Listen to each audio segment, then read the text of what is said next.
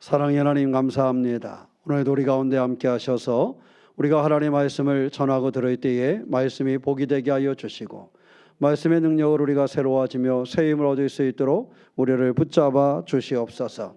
하나님의 사람들의 입술과 귀를 열어 주셔서 말씀을 증거하고 들을 때에 오직 살아계시는 주의 말씀의 자리가 되도록 주께서 함께하여 주시옵소서. 주님께서 친히 도우심을 믿사오며 우리 주 예수님의 이름으로 기도하옵나이다. 아멘.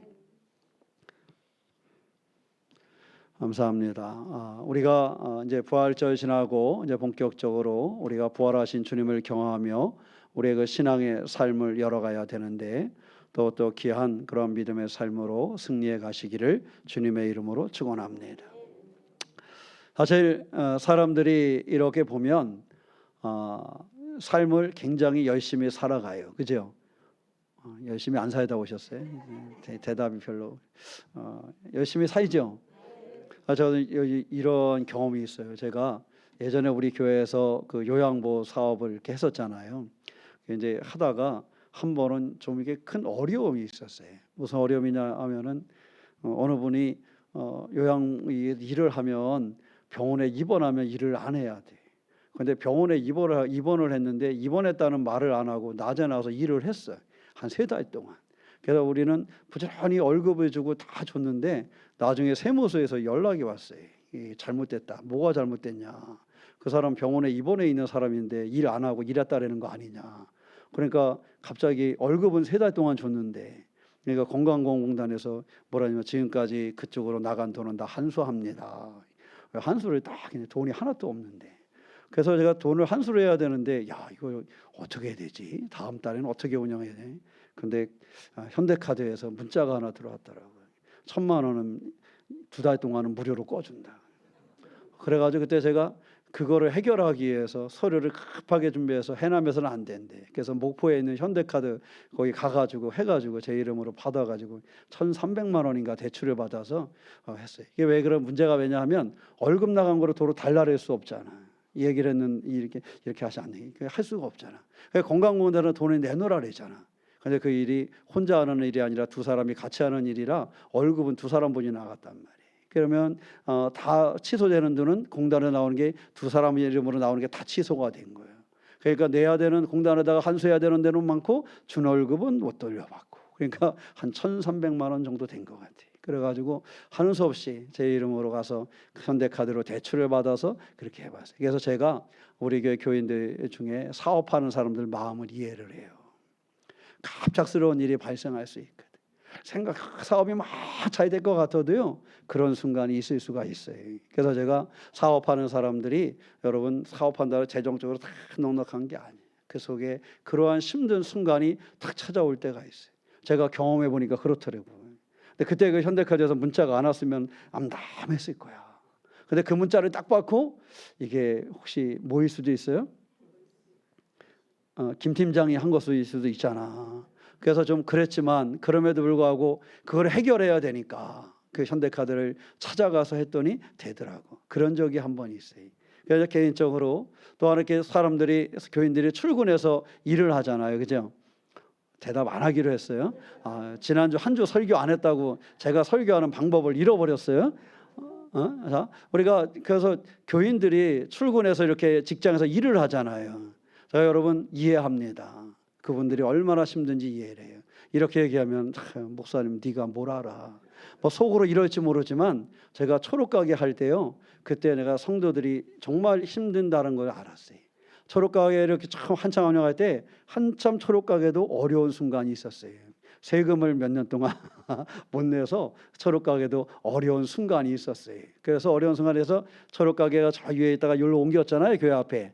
그죠? 교회 앞으로 옮겼을 때 이제 제가 혼자 했잖아. 그죠?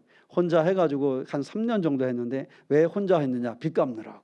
여러분 그거 모르죠? 제가 얘기 안 했어요. 그때 빚이 있었거든요.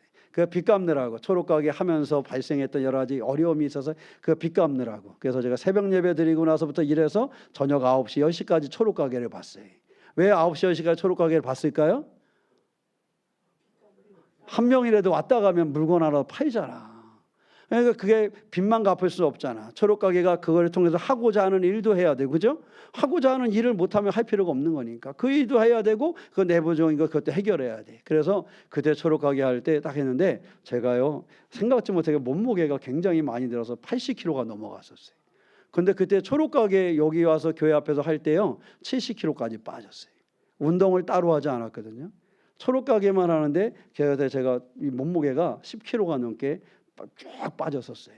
그때 사람들이 저보고 많이 운동하냐고 물어보더라고요. 그래서 제가 마음속에 너도 빚지면 알아. 그러려다가 차마 그 말은 못했어요. 근데 하여튼 일을 해보니까 그래요. 그러니까 성도들의 삶에 있어서요 제가 그 마음 이해가 가요.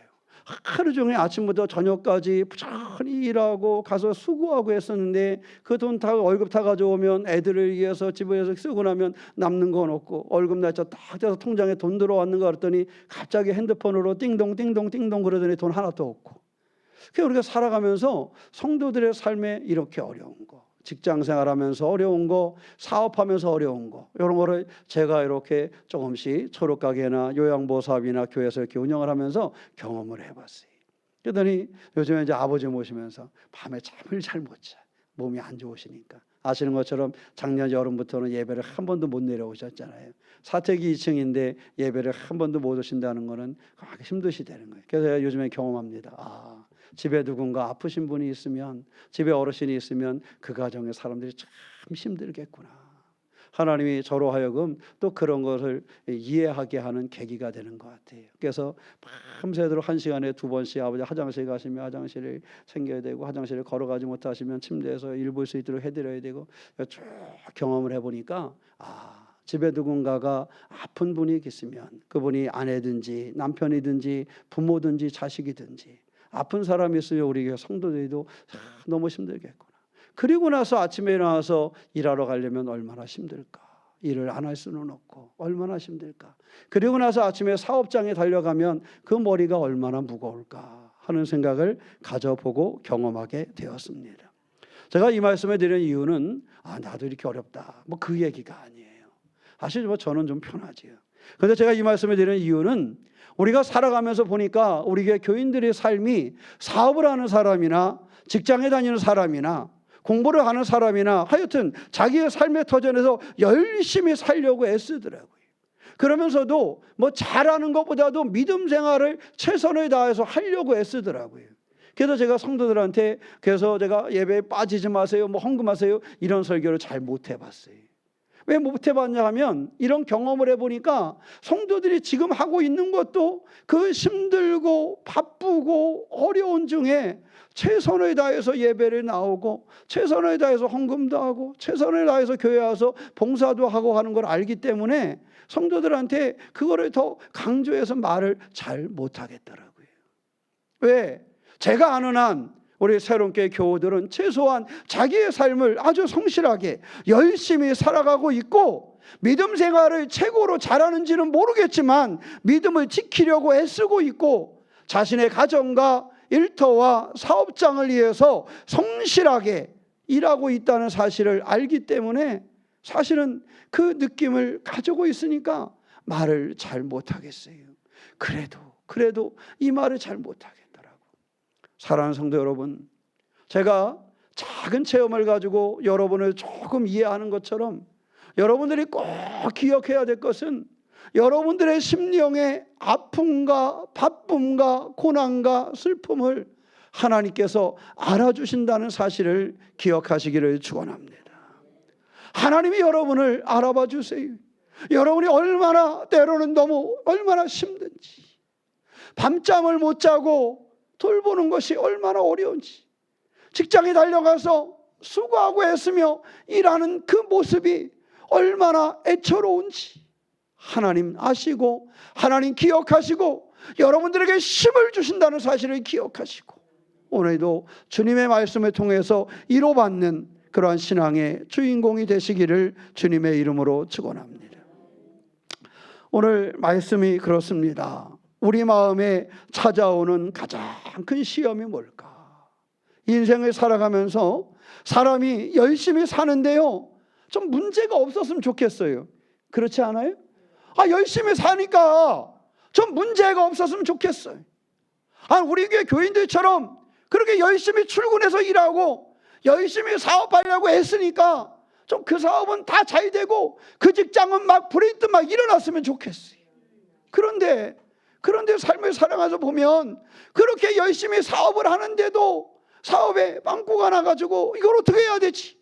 발을 동동동 구르는 성도들이 있고, 직장에 가서 그렇게 열심히 일을 했는데 이거 우리 아이 내가 이 책값도 줘야 되는데 이거 어떡하지? 이런 아주 작은 것에 힘들어하는 그런 성도들도 있단 말이죠. 노력해도 결과가 보이지 않아요.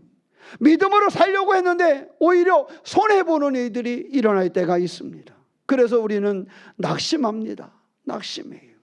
가장 큰 신앙의 그 문제는 낙심하는 건데, 오늘 갈라디아서 6장 9절에서 우리에게 그 낙심에 대해서 이야기를 합니다. 낙심하지 말라는 거예요.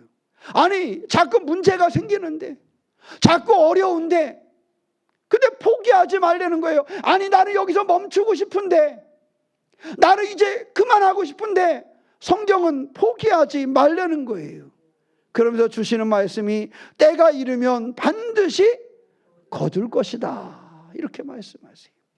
낙심할 일이 있고 포기할 일이 있음에도 불구하고 낙심하지 말라, 포기하지 말라. 그러면 때가 되면 반드시 얻을 때, 열매를 얻을 때가 있다라고 우리 가운데 말씀하고 있습니다. 사랑하는 성도 여러분, 하나님께서 우리에게 포기하지 말라, 낙심하지 말라, 때가 이르면 반드시 거두리라는 이 말씀을 통하여 우리에게 위로를 주시기를 원하십니다. 하나님 우리에게 이 말씀을 통하여 새 힘을 주시기를 원하고 계십니다. 이 한 시간 하나님 앞에 예배하고 하나님의 말씀을 들으면서 하나님이 주시는 위로와 하나님이 주시는 새 힘을 얻는 믿음의 주인공이 되시기를 주님의 이름으로 축원합니다. 낙심하지 말지니, 오늘 말씀이 그래요. 바울이 얘기하는 거예요. 낙심하지 말지니. 이 얘기는요, 낙심하는 이유가 우리 가운데 있다는 거예요, 없다는 거예요? 있다는 거예요. 바울이 볼 때도요, 낙심하는 사람들이 있었다는 거예요. 낙심하는 사람들이 있으니까 그들 가운데 얘기하는 거예요. 얘들아, 낙심하지 말아라. 우리 가운데 낙심할 만한 일들이 있다라는 거예요. 그리고 실제적으로 낙심하는 성도가 있다라는 거예요. 그래서 바울은 그들 가운데 낙심하지 말라고 권면하고 있습니다. 여러분, 믿음 생활을 하는 사람, 믿음의 사람도요, 낙심할 만한 일들이 있어요. 여러분, 그것을 기억하셔야 됩니다. 나 믿으려는데, 나 예수님을 믿는데, 나 예배 드리려고 그러는데, 나 기도하려고 하는데, 나 헌신하려고 하는데 왜 나한테 이런 낙심되는 일이 생기지? 내가 이렇게 하려고 하면 하나님은 없던 것도 주시고 뭔가 잘 되게 해야 되는 거 아니야? 낙심하는 일이 없게 해야 되는 거 아니야? 그런데요, 낙심하는 이들이 이 믿음의 사람들 가운데도 있습니다. 신앙생활을 오래 했다고 낙심할 일이 없는 것은 아닙니다. 열심히 해서 집사가 되고 권사가 되고 장로가 되었다고 낙심할 일이 없는 것은 아닙니다. 목사도 다를 바가 없습니다. 낙심할 일이 없는 것은 아닙니다. 열심히 살았지만 지칠 때가 있고요, 열심히 하려고 했지만 낙심하는 순간이 우리 가운데 찾아오고요, 열심히 했지만 손해보는 일이 우리 가운데 찾아오고 믿음을 지키려고 했지만 형편이 더 나아지지 않는 순간도 우리에게는 있습니다. 이럴 때에 우리는 어떻게 해야 될까? 그냥 낙심하고 탈진하고 쓰러져야 하는 것인가? 그런 순간에 바울이 우리에게 이야기하고 있지 않습니다. 뭐 하라고요? 낙심하지 말아라. 어떻게 낙심하지 않을 수 있을까? 시편 42편 5절 말씀에 내 영혼아, 내가 어찌하여 낙심하며 어찌하여 내 속에서 불안해하는가? 너는 하나님께 소망을 두라 그랬어요. 어찌하여 낙심하며 어찌하여 불안해하느냐? 그것은 우리가요, 하나님께 소망을 두지 않았기 때문에, 다른 것에 소망을 두었기 때문입니다. 그래서 시편의 시인은 자신의 영혼에게 스스로 질문하면서 자기를 일깨우는 거예요. 낙심할 때가 찾아올 때, 그때에 그 낙심하지 않는 방법은 하나님을 바라보고 하나님께 소망을 두는 것임을 가르쳐주고 있습니다. 사람이 낙심할 수도 있지만 그 낙심 속에 갇혀서는 안 된다는 거예요. 이야기해 보세요. 낙심 속에 갇히지는 말자. 예. 낙심할 일이 찾아와요. 열심히 살려고 했지만, 열심히 기도하려고 했지만, 열심히 믿음으로 이기려고 했지만 낙심할 일이 찾아와요. 그런데 중요한 것은 믿음으로 사는 사람은 낙심할 일이 찾아오지만 낙심에 갇히지 않는 사람이 돼야 된다는 거예요. 낙심에 갇히지 않는 방법은 우리의 소망을 누구에게 두는 거예요? 하나님께 두는 거예요. 낙심하며 어찌하여 불안해하느냐? 하나님께 소망을 두라는 거예요. 우리가 하나님께 소망을 두지 않고 다른 것에 자꾸 소망을 둬. 낙심할 만한 일에 자꾸 소망을 둬. 낙심할 수밖에. 하나님께 소망을 둬야 낙심에 갇히지 않는다는 사실을 기억하고 하나님께 소망을 두는 믿음의 삶이 되시기를 주님의 이름으로 축원합니다. 고린도후서 4장 8절 말씀에 우리가 사방으로 우겨쌈을 당하여도 쌓이지 아니하며 답답한 일을 당하여도 낙심하지 아니한다. 어떻게 그랬을까? 우겨쌈을 당하는데 쌓이지 않아. 우겨쌈을 당하는데 그렇고 답답한 일을 당하는데 뭐 하지 않아요? 낙심하지 않아. 여러분, 답답한 일을 당하면 낙심이 돼요, 안 돼요? 돼요. 그런데 성경은 우리에게 이야기합니다. 답답한 일을 당하여도 낙심하지 아니하며. 바울은 믿음의 사람의 삶에도 이러한 어려움과 이러한 압박이 찾아오지만, 그렇지만 하나님께서 그가 완전히 무너지도록 두지 않는다는 사실을 알았기 때문에, 하나님께서 그가 완전히 무너져서 낙심에 갇혀서 무너지게 하지 않으시기 때문에 그가 하나님께 소망을 두고 낙심하지 말라고 이야기하고 있는 것입니다. 사랑하는 성도 여러분, 낙심하면 그런 것에 소망을 두지 말고 우리를 그 낙심하지 않게 하시는 하나님께 소망을 두시기를 축원합니다. 환난은 있어도요 망하지 않습니다. 왜? 하나님이 우리를 붙잡아 주시니까. 고난은 있어도 그 고난 때문에 우리가 끝나지 않습니다. 왜? 하나님이 계시니까. 하나님이 우리를 보호하시고 하나님이 우리를 붙드시고 내가 너와 함께하리라는 것이 하나님의 약속 아니겠습니까?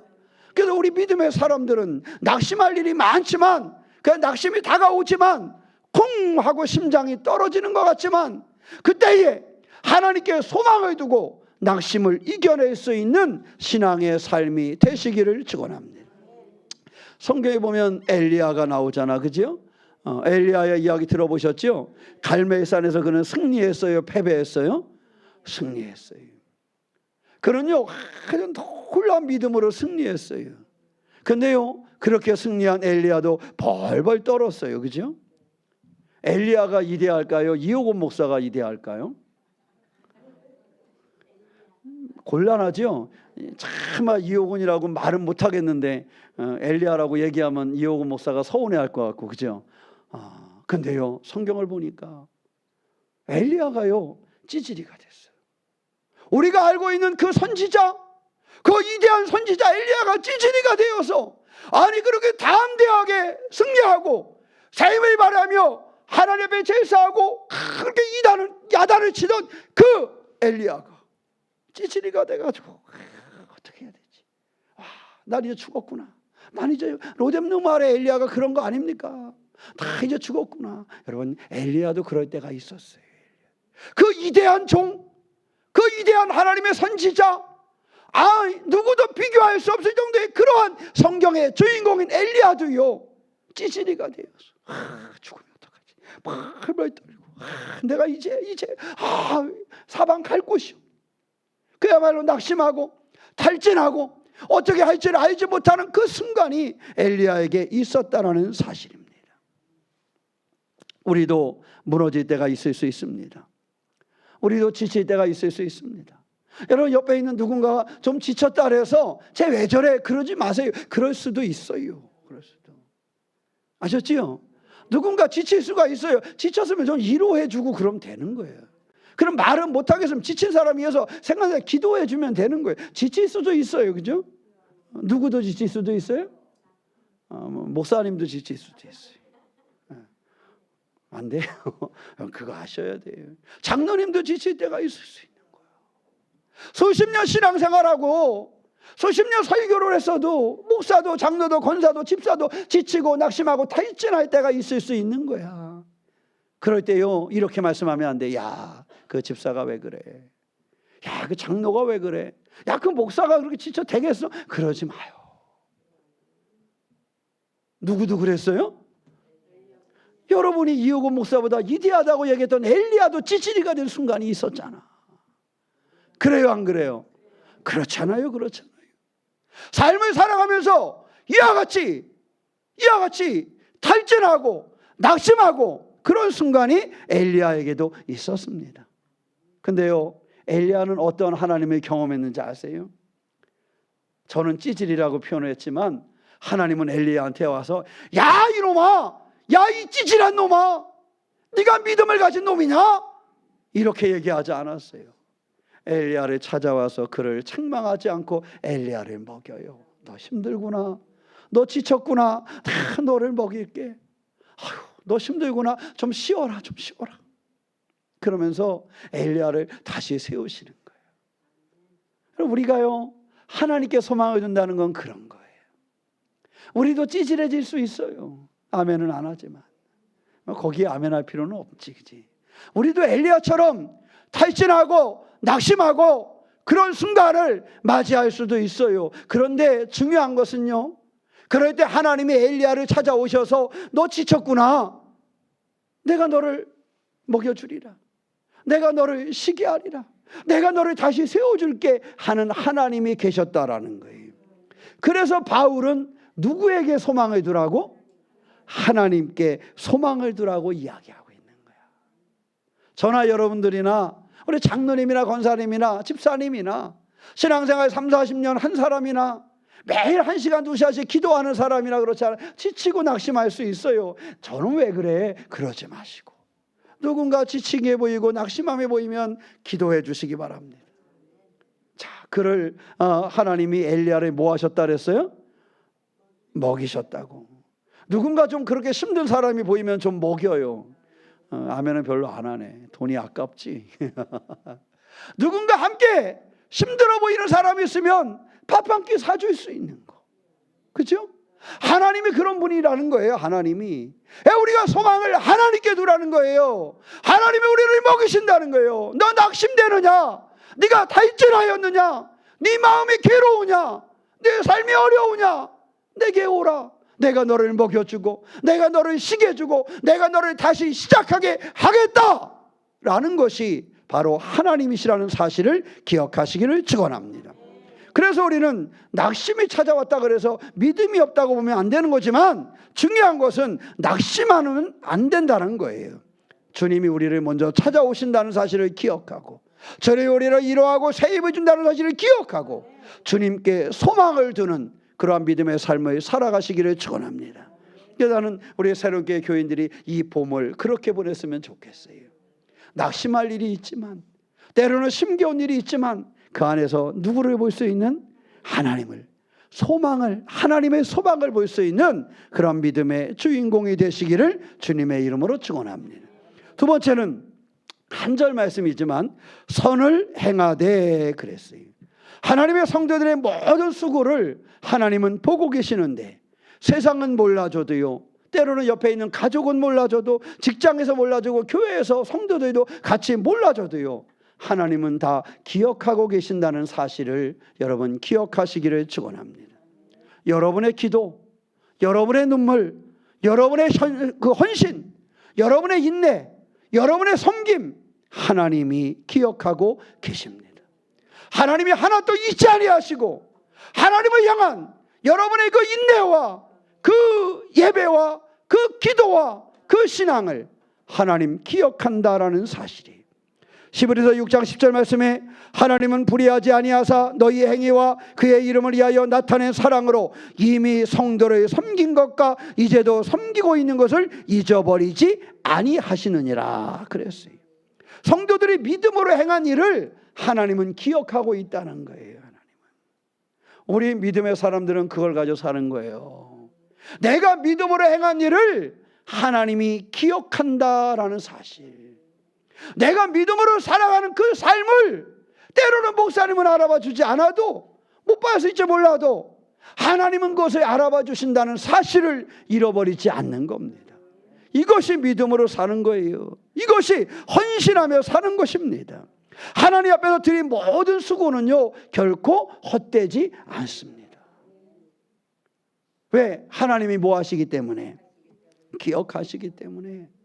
옆에 있는 사람은 기억하지 못할 수도 있지만 하나님은 여러분의 헌신을 기억하시기 때문에, 여러분의 삶에 최선을 다하는 모습을 하나님이 기억하시기 때문에, 여러분의 직장에서, 여러분의 사업장에서, 여러분의 가정에서, 또 우리 교회에서 여러분이 흘린 눈물과 땀방울을 하나님 기억하시기 때문에 하나님은 결코 그것을 헛되게 하지 않으십니다. 왜? 잊어버리지 아니하시는 분이니까요. 잊어버리지 아니하시는 분. 고린도서 15장 58절 말씀에 그러므로 내 사랑하는 형제들아 견실하며 흔들리지 말고 항상 주의 일에 더욱 힘쓰는 자들이 되라. 이는 너희 수고가 주 안에서 헛되지 않은 줄 알미라 그랬어요. 우리의 수고가, 우리의 삶이 헛되지 않는 거예요. 왜? 하나님이 뭐 하시기 때문에? 기억하시기 때문에. 하나님이 우리의 눈물, 하나님이 우리의 기도, 하나님 우리의 삶의 자리를 하나님 기억하신다니까요. 그래서 헛되지 않은 거예요. 기억하시는 그 하나님께서 그 일이 헛되지 않도록 하시기 때문에 그렇습니다. 우리가 성경을 보면 룻이라는 여인이 나옵니다. 룻은 성실하게 시어머니를 섬겼고 들에 나가서 이삭을 주스면서 그 가난함을 이겨내기 위해서 일했습니다. 사실 이삭을 줍는다는 것은 어찌 보면 좀 비참한 일이기도 해요. 자기 땅이 한 평도 없기 때문에 다른 사람이 이렇게 추수하고 지나간 자리 그 뒤에 가서 이삭을 줍는 거예요. 그 이삭을 주워다가 가지고 그걸 가지고 갔다 하는 거죠. 우리나라도 옛날에 학교에서 가져오라는 거 많았죠, 그죠? 솔방울도 주워받고, 그죠? 예? 뭐? 잔디씨, 잔디씨도 해보고, 이삭 줍기도 해보고, 뭐 쌀 가져오라, 이삭 주워 가져오라, 빈병도 가지고 학교 가보고. 요즘 애들은 그런 거 잘 모를 거예요, 그죠? 그런 거 많이 했잖아요. 그런 거. 여러분 그래도요, 학교에서 가져오라 그래서 가서 줍는 거는 괜찮아. 학교에서 가져오라 그랬으니까. 근데 그거를 내가 주워 가지고 먹고 살아야 되는 생각 때는 너무 힘들 수 있거든요. 힘들 수 있어요. 이삭을 줍는 거 그런 거예요. 다른 사람 다 하고 뒤에 버려진 이삭을 주어야 돼. 여러분 떨어진 이삭이 얼마나 되겠습니까? 그것을 주워 가지고 가서 시어머니를 봉양하고 사는 게 룻의 모습이었어요. 다 그만두고 자기 친척도 없는, 친정이 없는 곳에 가서 그 시어머니를 먹이고 입히고 하기 위해서 이삭을 주워다가 그걸 찧어서, 그 시대는 또 지금하고 틀리거든요. 자기가 다 해야 돼. 몇 알 안 되는 그 이삭을 주워다가 다 찧어서 그거로 공양을 해야 되는 거예요. 그러한 삶을 살았습니다. 룻은 결국 하나님으로 말미암아 복을 받는 사람이 됐어요. 남편을 잃어버리고 수고하고 했으며 시어머니를 섬기며 끝까지 그의 삶을 성실함으로 어머니의 하나님이 나의 하나님이 됩니다 하면서 힘겨운 중에도 하나님에게 소망을 잃어버리지 않고, 힘겨운 중에도 그 어머니를 섬기기 위해서 그 이삭을 주워가면서 봉양했던 그 룻의 삶, 하나님께서는 그 여인을 축복하여 주셔서 그 여인의 후손에게서 다윗이 나오고 그 다윗의 후손에게서 그리스도가 나오는 역사가 있었던 거예요. 하나님은 잃어버리지 않았어요. 룻이 결단했던 거 하나님은 잃어버리지 않았어요. 룻이 그 들에 나가서 그 이삭을 주스면서 시어머니를 봉양했던 거, 룻이 결단하며 어머니의 하나님이 저의 하나님입니다 하면서 하나님께 소망을 두었던 거, 하나님은 그 어느 것도 하나 잊어버리지 않았던 거예요. 룻의 그 하나하나 수고하고 애쓰는 그 모든 것을 하나님은 기억하셨다가 하나님은 룻을 축복하여 주시는데, 이스라엘의 다윗 왕가가 세워지는 게 바로 룻에게서 나왔고 그리스도도 그에게서 나왔다라는 사실입니다. 하나님은 우리의 삶을 어찌 보면 기록하고 계시는지도 모르겠어요. 잘난 대로 못난 대로 우리의 삶을 기록하고 계셔요. 우리의 삶을 잘 기록하셨다가 우리가 하나님을 향하여 소망을 두고 낙심하지 아니하고 이겨내는 삶을 살 때 그 룻을 축복하셨던 것처럼 우리를 축복하신다는 사실을 기억하시기를 축원합니다. 하나님이 나를 기억한다는 것, 하나님이 내 삶을 기억한다라는 것, 이것을 잊지 않으시기를 바랍니다. 세 번째로 하나님은 때가 되면 반드시 이루신다는 사실입니다. 때가 이름에 뭐하리라? 거두리라 그러셨어요. 하나님은 정하신 때가 있습니다. 우리와 그 때가 때때로 다를 때가 있습니다. 응답하지 않은 것 같지만 하나님은 반드시 응답할 때가 있습니다. 우리는 왜 아직 해결되지 않지?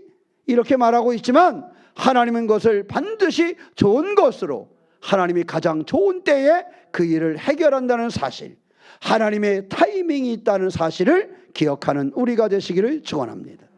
전도서 3장 1절 말씀에 범사에 기한이 있고 천하만사가 다 무엇이? 때가 있나니 그랬어요. 다 때가 있어요. 하나님이 열매 맺게 하는 때가 있어요. 하나님이 이루어지게 하고 거두는 때가 있습니다. 하나님의 시간표가 있다는 사실을 기억하시기 바랍니다. 성도는 때때로 조급해집니다. 아이고 큰일 났네. 나 이번 달에 이거 하게 하는데 큰일 나는데. 그죠? 그런 순간이 있어요 없어요? 있어요. 야, 그런 순간이 있어요. 건강 문제, 아이고 어떡하지? 야, 이거 이번에 재정 문제, 이거 어떡하지? 아이들 문제, 어떡하지? 뭔가 쿵 하는 것처럼 그런 순간이 있을 때도 있습니다.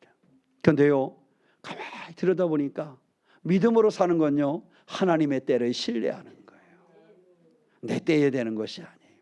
하나님의 때를 신뢰하며 기다리는 겁니다. 조급함을 넘어서서 하나님이 일하심을 바라보는 것, 이것이 믿음이라는 사실입니다. 그래서 하박국 2장 3절은 이렇게 말씀합니다. 비록 더딜지라도 기다려라. 더딜지라도 기다려라. 지체되지 않고 반드시 응하리라. 더딜지라도 기다려라. 지체되지 않고 반드시 응하리라. 결코 늦지 않는다는 거예요. 하나님이 늦지 않게 우리의 삶에 그 낙심하는 일, 우리의 삶에 그 탈진하는 일, 늦지 않게 하나님께서 그 일을 해결하신다는 사실입니다. 그래서 더딜지라도 기다리고 지체되지 않고 반드시 응한다는 사실을 말씀하고 있는 것입니다. 조급해하지 마시기 바랍니다. 사람이 조급하면 무너지더라고요. 저도 경험해 보면 조급하면 무너져요. 하나님의 때를 신뢰하지 못하면 조급해집니다. 낙심함이 나를 뒤덮어버리고 낙심함이 나를 가두어 버립니다. 이제 인내로 기다릴 줄 아는 그런 믿음의 삶이 되시기를 축원합니다. 요셉은요, 우리가 잘 알고 있잖아요. 꿈을 꾸고 꿈대로 됐어요, 안 됐어요? 갑자기 모르는 척하고 그래요. 요셉은 꿈을 꾸고 꿈대로 됐어요, 안 됐어요? 꿈대로 됐어요. 오늘 밤 꿈을 꿨는데 내일 모레 이루어졌죠? 아니었어요. 그랬으면 얼마나 좋았을까? 여러분, 우리 그렇지 않아요? 오늘 내가 꿈을 딱 꿨어. 그럼 내일 산 복권은 맞아야 되잖아. 그래야죠. 삶이 그래야 좀 사는 맛이 있지, 그죠? 안 그래요? 오늘 밤 딱 꿈을 꿨는데 내일 출근하니까 야, 너 승진이야, 막 이래야 되는 거 아니야, 그죠? 오늘 밤 꿈을 꿨더니 내일 아침 딱 출근할 때 야, 너 월급이 오늘부터 10,000원씩 올랐어, 막 이래야 되는 거 아니야? 그죠? 막 그래야 된단 말이야. 근데 그렇지 않아요. 요셉이요, 꿈을 꿨어요. 아주 큰 꿈을 꿨죠. 우리가 알고 있는 것처럼. 해와 달이 별들이 아주 큰 꿈을 꿨잖아요. 그죠? 그래요, 안 그래요? 그랬잖아요. 그랬던 요셉이었는데요, 그가 총리가 되기까지는 긴 고난의 시간이 있었어요. 해와 달과 별들이 그를 향하여 절했던 것처럼 그가 총리가 되어서 그러한 시간을 맞이할 때까지는 많은 시간이 통과한 다음에 그렇게 됐습니다. 그것은 요셉의 때에 된 것이 아니라 하나님의 때에, 가장 적당하고 필요한 때에 하나님께서 요셉을 들어서 높이셨다는 사실을 우리 가운데 보여주고 있는 것입니다. 하나님께 큰 꿈을 받았지만 꿈은 반드시 형통한 길을 통하여 이루어지는 것은 아닙니다. 여러분, 기억하시기 바랍니다. 하나님이 내게 어떤 꿈을 주셔서 형통해서 그 일을 꼭 이루게 하는 건 아니에요. 하나님이 그 일을 이루게 할 때까지는 무슨 길이 많아요? 가시밭길, 고난의 길이 많아요. 인생에도 그렇지 않아요? 월급날이 있어요. 월급날이 오는 거는 그냥 내가 놀고 기다리면 오나요? 아니에요. 그날까지, 월급날까지 내가 열심히 일하고 시간 늦지 않게 출근하고, 그죠? 그래야 돼. 그래야 그날이 오는 거야. 그런데 그렇게 하지 않으면 월급날이 제대로 안, 너 며칠 날 몇 시간 늦었잖아. 월급날이 깎이는 거야. 그날이 오지 않는 거예요. 그래서 그날이 오는 것은요, 그 시간을 견뎌내야 되는 겁니다. 월급날 하나도 그 월급날이 올 때까지 내가 일하는 것을 버티고 출근하고 일하고 해야 되는 거예요. 그래야 그날이 오는 거예요. 그렇게 하지 않고 그날이 오기를 기대하는 사람은 이루어질 수 없는 걸 바라보는 거예요. 하나님이 반드시 우리를 높이시고 우리를 세우실 것인데, 그날은 올 것인데, 그날은 반드시 이루며 거두게 될 것인데, 그때까지의 여정은 형통한 꽃길만 있는 것은 아니라는 거예요. 그 길까지 가는 여정에는요, 고난의 길을 통과해야만 그 순간이 온다라는 것입니다. 우리가 알고 있는 것처럼 요셉은 그 고난의 길을 통과했잖아요. 형들에게 팔려서 외롭게 다른 사람을 따라서 주인님 그러고 갔던 게 요셉이에요. 그렇지 않아요? 하루아침에 아버지에게 사랑받던 아들 요셉이 하루아침에 저기 보지도 못했던 그 사람을 보고 주인님 그러면서 끌려간 게 그게 요셉이에요. 불쌍하지 않아요? 네, 그렇잖아요. 참 평생 보는 그 장사꾼을 주인님 그리고 쫓아간 거야. 애국까지. 그 팔렸어. 또 그 팔리니까 주인님 하고 돌아가. 그러다가 또 오해를 받았어. 감옥에 가서 너 임마 죄수야. 죄수가 됐어요. 이러한 여정을 다 지나서, 이 고난의 터널을 지나서, 그래서 하나님은 그를 사용했다라는 사실, 그를 높이셨다라는 사실입니다. 요셉의 입장에서 보면, 하나님 이러실 수 있습니까? 하나님 왜 이렇게 늦으셨습니까? 이렇게 한 번쯤은 물어볼 수 있었을 것 같아. 그렇지 않아요? 그럴 수도 있어요. 하나님 왜 저는 빨리 뭔가 안 되니까, 왜 그럴 수 있어요? 여러분 이렇게 물어볼 수 있죠, 그죠? 그래요, 안 그래요? 그렇잖아요. 살아보면 사람이 비교할 수도 있고 그런 거 아니에요. 하나님, 옆에 그 교회 목사님이 이럴 텐데 왜 저는 이럴 수도 있잖아요, 그죠? 아무도 동의해주지 않지만 사람이 인생을 살아가면서 그럴 수도 있어요. 근데 요셉을 보면요, 요셉이 하나님 앞에 그렇게 묻지 않았어요. 하나님 왜 이렇게 늦으셨어요? 하나님 왜 이제야 저를 이렇게 너무하신 거 아닙니까? 지금까지 개고생 시켜놓고. 이렇게 말하지 않았어요. 고난의 터널을 묵묵히 믿음으로 주님을 소망하며 그 길을 견뎌내고 이겨낸 요셉이었다는 사실을 기억하시기를 축원합니다. 만약 요셉이 조급했더라면 그는 그 믿음을 포기했을 거예요. 그가 애굽의 그 승리하는 여정까지 만약에 요셉이 조급해지거나 그래서 하나님 앞에, 하나님 왜 이렇게 더뎌요? 하나님 그 꿈이 맞기는 맞아요. 되기는 됩니까? 나 이제 그만둘랍니다. 믿음은 무슨, 이러고 요셉이 포기했더라면, 그랬더라면, 요셉이 조급하여서 내려놨더라면 그를 들어 사용할 수가 없었을 거예요.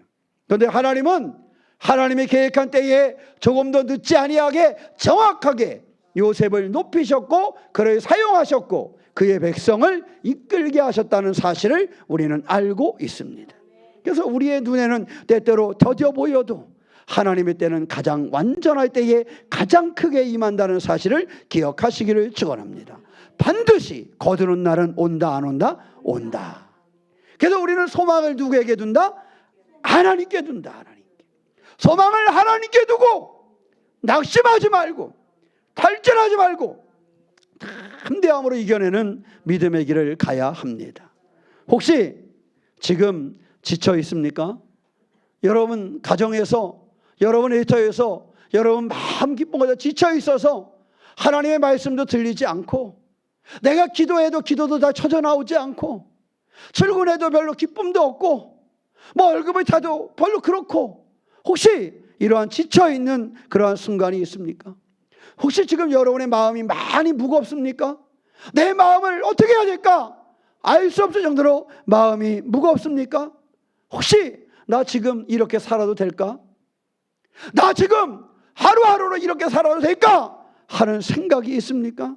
아니면 아무 의미가 없는 것처럼 느껴지는 그런 순간이 있습니까? 사랑하는 성도 여러분, 이러한 순간순간이 우리에게 있다 할지라도 하나님은 우리에게 반드시 소망이 된다는 사실을 기억하시기를 축원합니다. 낙심하지 마시기 바랍니다. 포기하지 마시기 바랍니다. 너의 수고는 헛되지 않는다. 때가 이르면 반드시 거둘 것이다. 내가 너의 수고를 기억한다. 조금만 더 견디자. 조금만 더 기도하자. 조금만 더 믿음으로 걸어가자라고 우리에게 당부하시는 하나님의 말씀을 의지해서 하나님의 때를 반드시 이루는 우리 새로운 교회와 성도가 되시기를 주님의 이름으로 축원합니다. 기도하겠습니다. 사랑의 하나님, 우리도 오시고 인도하시는 주님을 의지합니다. 우리가 믿음으로 승리하게 하여 주시옵소서. 낙심하지 말게 하시옵소서. 포기하지 말게 하시옵소서. 우리의 소고를 기억하시고 소망이 되시는 하나님을 바라보도록 우리 가운데 역사하여 주시옵소서. 하나님의 때가 하나님이 원하시는 때에 하나님이 정확하게 우리에게 이루심을 믿으며 소망의 삶을 살게 하여 주시옵소서. 우리 주 예수님의 이름으로 기도하옵나이다. 아멘.